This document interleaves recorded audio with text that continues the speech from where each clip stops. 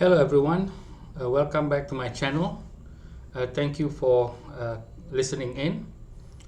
Today or in this video, I would like to um, talk about the lessons of humanitarian unity in the Los Angeles fire.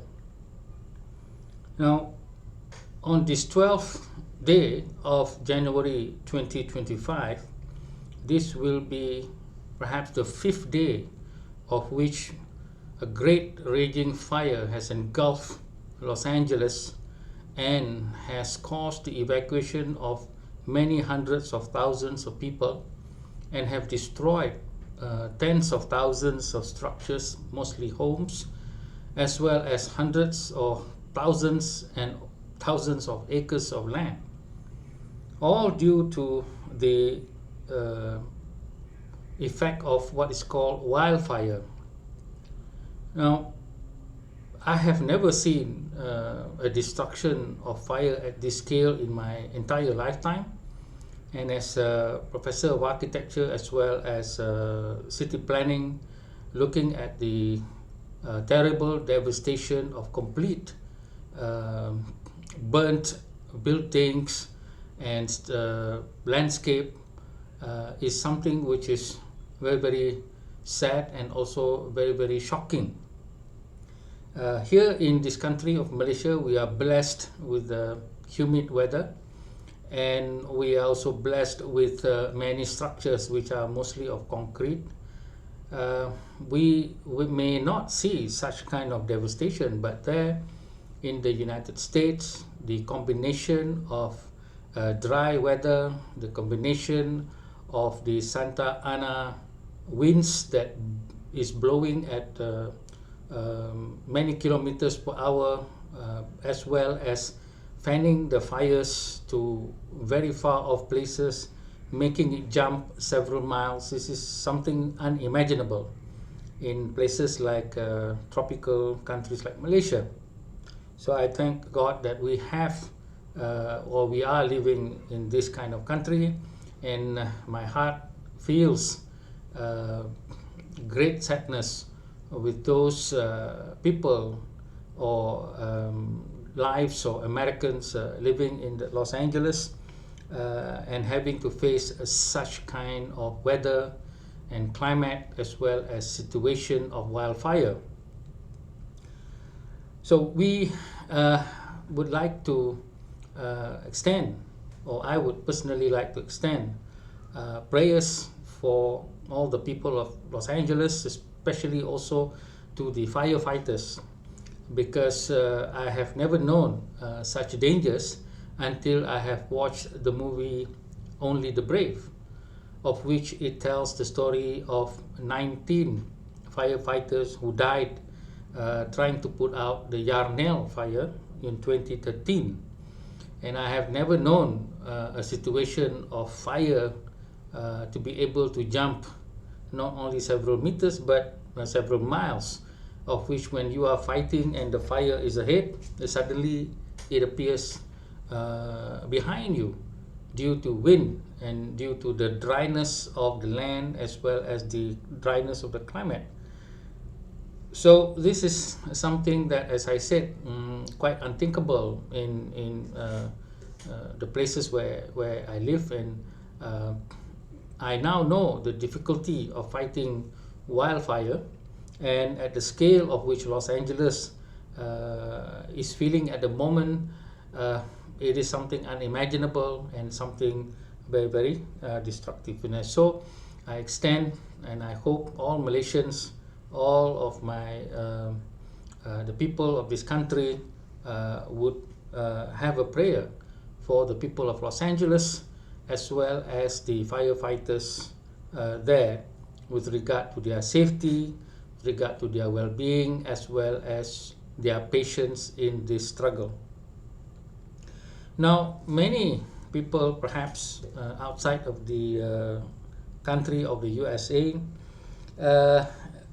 may not have much pity for the Americans, simply because the Americans is said to live in a most developed country in the most technologically advanced country, in the perhaps the richest country, and many feel a negative feeling towards the United States when it is considered a political bully by trying to put up or to impress their own value system on other people. And then it's also seen to be a very close ally to Israel, something which many in the Muslim world may not feel friendly towards. And it's also enemies to other countries like China or North Korea and many others. So this kind of feeling may not bring much pity to the Americans, but I think that we as human beings should counter these kinds of feelings, because if we must define our own humanity, then we must also feel compassion and also sadness, as well as hope and the willingness to help with our fellow humanity.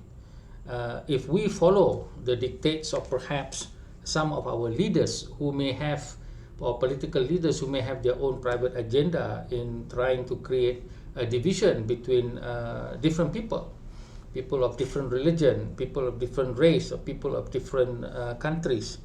And there are also groups that wants to divide us in this manner. We must overcome this, because we are human beings and we are responsible for our fate alone. And I don't feel that we need to follow anyone in regard to feeling pity, feeling sadness, and having the desire to help those in need, regardless of race, religion, or political ideologies, and whatnot. We must grow larger and also bigger in hearts, rather than follow the dictates of some religious scholars with very narrow mind in their reading of religion, as well as many adherents of faith who seems to love their religion but perhaps do not understand the general message about the compassion for humanity, as well as the idea of helping each other. That is the anchor of most spiritual faith. And so we must also counter the idea of negative messages in the social media with a message of unity, of brotherhood, as well as compassion, so that we can rebuild this world in our own vision and image of oneness. Oneness in relation to helping each other, oneness in relation to respecting each other, oneness in relation to forging a dignity between us, and oneness actually to make sure that we help each other. And so we must rebuild based on our own compassion, regardless of, I said, of political ideologies or political agendas. We must rebuild on the basis of our basic survival, rather than listening to other people trying to divide us. We must rebuild in the idea of helping each other, and we must create the aspect of healing, even amidst the disaster that is looking into the destruction of what we have seen so far. We also need to build our spiritual strength in brotherhood, so that we can understand that in this adversity, then only we can understand the true measure of our humanity. We must be above the petty politicians as well as the religious bigotry, and we must be together with our people or our friends in California, Los Angeles, when they are rebuilding their own homes once again. And so we must create this idea of citizens of this earth against the rules and regulations of race, of religion, of politics, so that, in the words of John F. Kennedy, we are all mortal. And that actually is the one that defines us once and for all. Thank you. Hello everyone, my name is Professor Dr. Muhammad Tajuddin, and I have written a book called Not the Islam I Know. This book is a compilation of many of my writings over the past 15 years with regard to what is called Islamic issues in the country. And the main intention of the book is actually to show that many of the practices, perspectives, values, and actions of most Muslims may not be the same, or is usually not the same, as the teachings represented by the tradition of the Prophet Muhammad through the Hadith and the Quran, from my own perspective of understanding it. Now, I hope you would be able to understand Islam a bit better, so that you would differentiate between the practices of Muslims in their political and social context with regards to the differences to the actual teachings of the Prophet Muhammad itself.